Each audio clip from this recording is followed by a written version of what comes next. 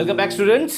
अब हम अपने नेक्स्ट क्वेश्चन पे चलेंगे हमारे सॉल्यूशन चैप्टर के, जो कि क्वेश्चन नंबर 1.21 नहीं 22 रहेगा। 21 हमने लास्ट वीडियो पे कर लिया था। तो क्वेश्चन हमारा कुछ कहता है इस तरीके से कि at 300 kelvin 36 gram of glucose present in a litre of its solution has an osmotic pressure of 4.98 bar. If the osmotic pressure of the solution is 1.52 bar at the same temperature, what would be the concentration? ठीक है जी, question simple है और question number 1.22 है। Osmotic pressures का अभी तक हमने कोई क्वेश्चन नहीं किया, यहीं पर पहला क्वेश्चन आ रहा है हमारे पास रिलेटेड टू ऑस्मोटिक प्रेशर।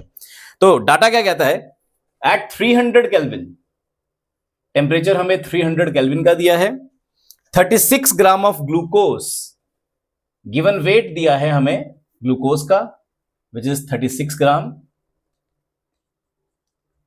ठीक है। और मोलर मास हम निकाल सकते हैं ग्लूकोज का, जो कि फॉर्मूले से मिल जाएगा C6H12O6, ठीक है। अभी निकाल लेते हैं इसको। आगे बोलते हैं present in a litre of its solution, volume भी दी है, वॉल्यूम प्रोवाइडेड है हमें 1 लीटर, ठीक है, क्योंकि इसने लिखा है यहां पे present in a litre of its solution has an osmotic pressure of, osmotic pressure को हम पाई से डिनोट करते हैं बच्चों, तो आपके पास इसकी वैल्यू दी है 4.98 बार। देन फर्दर कहता है if the osmotic pressure of solution is 1.52, if यानी कि केस सेकंड यहां पे बना रहा है ये, तो हम इसको पाई 1 ले लेते हैं और इसको पाई 2 ले लेते हैं। If the osmotic pressure of the solution is 1.52 bar, right, at the same temperature same है, what would be its concentration? तो इस केस में concentration क्या होगी? तो यहां पर हमारे पास, ठीक है, डाटा ये गिवन है हमारा, तो हम प्रोसीड करते हैं, देखते हैं क्या कहता है हमें यहां पर और किस तरीके से हमने चलना है। तो डाटा बच्चों आपके सामने है, मोलर मास ऑफ अपना ग्लूकोज, उसको मैं निकाल लेता हूं, C6H12O6 आपको आना चाहिए मोलर मास निकालना, मैंने पिछली वीडियोस में भी निकाल के दिखाया आप लोगों को, और ग्लूकोज का भी एक दो बार यूज किया है हमने, तो मैं इधर डायरेक्टली लिख रहा हूं, इट इज 180 ग्राम, ठीक है। तो अब हमको प्रोसीड करना है to determine the concentration, in this case C2, right.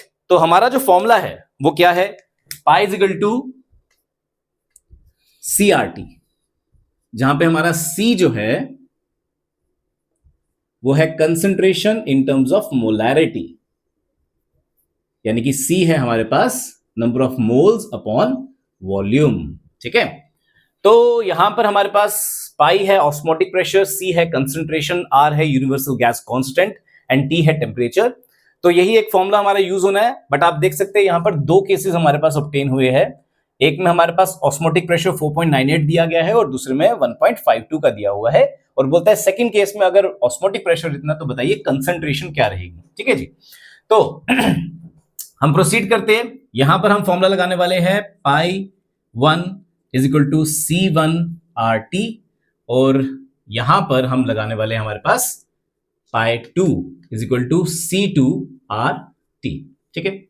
दोनों को डिवाइड कर लेंगे, सिंस हमारे पास वैल्यूज है इन सबकी, तो दोनों को डिवाइड कर लेंगे आपस में। तो डिवाइड करके मैं लिख देता हूं आप लोगों के लिए, that will be pi 1 is equal to C1 into RT upon pi 2 is equal to C2 into RT, ठीक है। तो यहां पर आप देख सकते हैं RT एंड RT सीधा डायरेक्टली कटेगा, कोई वैल्यूज वगैरह डालने की जरूरत नहीं है, इनको हम सीधा सीधा कैंसिल आउट कर लेंगे, जिससे हमारे पास हमारा क्वेश्चन और ज्यादा छोटा रहेगा।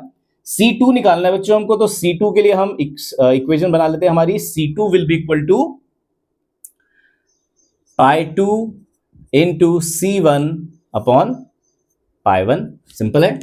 अब इनकी वैल्यूज हमें दी हुई है, हम वैल्यूज को सब्स्टिट्यूट कर लेते हैं। C2 is equal to pi 2 कितना बच्चों हमारे पास 1.52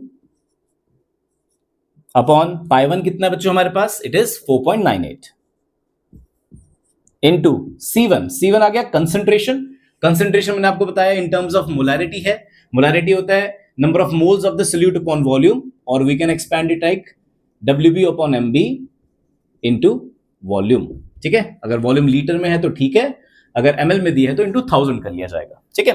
तो हमारे पास WB और MB है, यस साफ साफ दिख रहा है। यहां पर हमारे पास गिवन वेट और मोलर वेट हमारे सोल्यूट का है, तो अकॉर्डिंगली मैं C1 की जगह ये वैल्यूज पुट कर लेता हूं। This will be 36/180 into volume कितनी बचा, वॉल्यूम 1 है तो इंटू 1, लिखना चाहते हो लिखो, नहीं लिखना चाहते अंडरस्टूड है।